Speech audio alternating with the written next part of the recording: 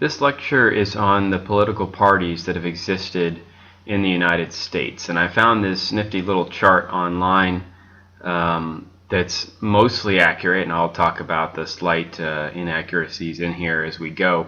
But it does a really good job illustrating the major parties that have existed since the founding of our country.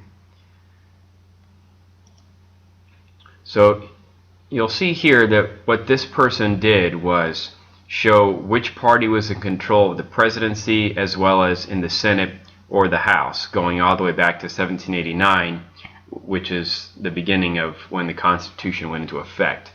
Now, one of the slight inaccuracies is the idea that if you look at the key over here, that green stands for Federalist Party, and that Washington was a Federalist. He was not, although many historians tend to identify him more as a Federalist than the alternative, which was a Democratic Republican. He really had no party affiliation. In fact, the first two political parties formed during his administration. Alexander Hamilton, the Secretary of the Treasury, formed the Federalist Party, and Thomas Jefferson, who was Washington's Secretary of State, formed the Democratic Republican Party.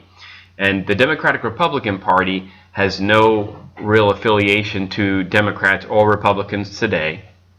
It's just a name, and in fact, it goes by many different names. Some people call them Jeffersonian Republicans, or Jeffersonian Democrats, but for purposes of this discussion, we'll refer to them as Democratic Republicans.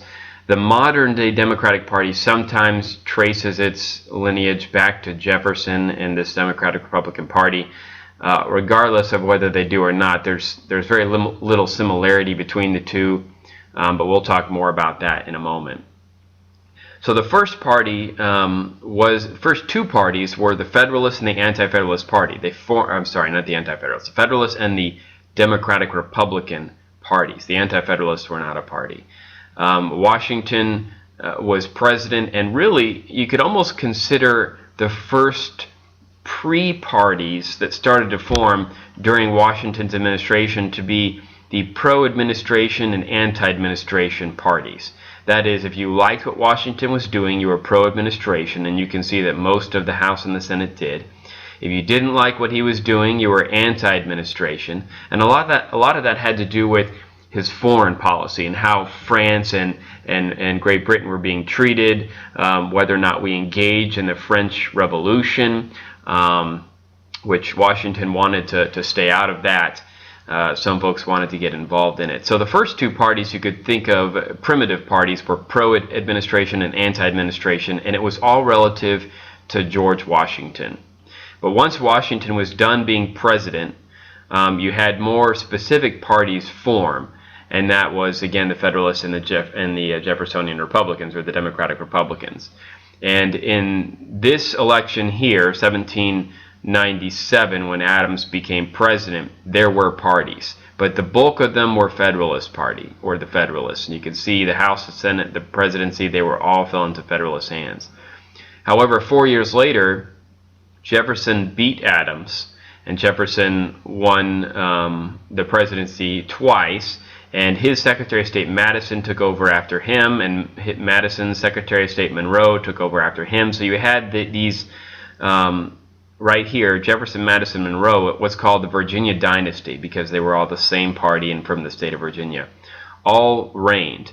Now, what's not exactly accurate over here is this idea that the House and Senate were Republicans, because actually they were the same party as Jefferson. So if they're Republicans, it's Jeffersonian Republicans. So the key is really incorrect. It should be Democratic Republican through here to be consistent. And you can see that they just dominated all throughout this dynasty. And then towards the end of Monroe, you had some split, because after Monroe, the question was going to be who's going to succeed him. Well, Adams was his Secretary of State, and there had been a trend of Secretary of States succeeding the president. But then you had folks who were fans of Jackson. And so you can see up in the key here, you have Jackson, what are called Jackson Republicans, or Adams folks, and so that's just reflected in here.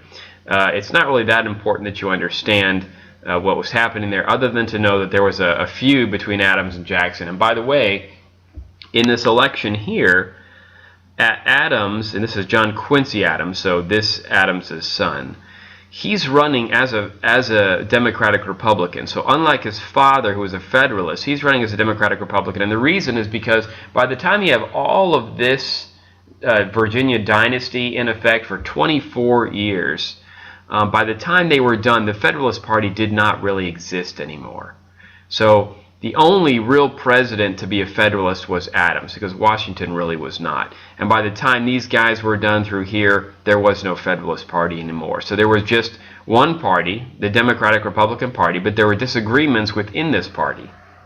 Those disagreements led to this difference right here, and that is Adams and Jackson have a showdown for the presidency.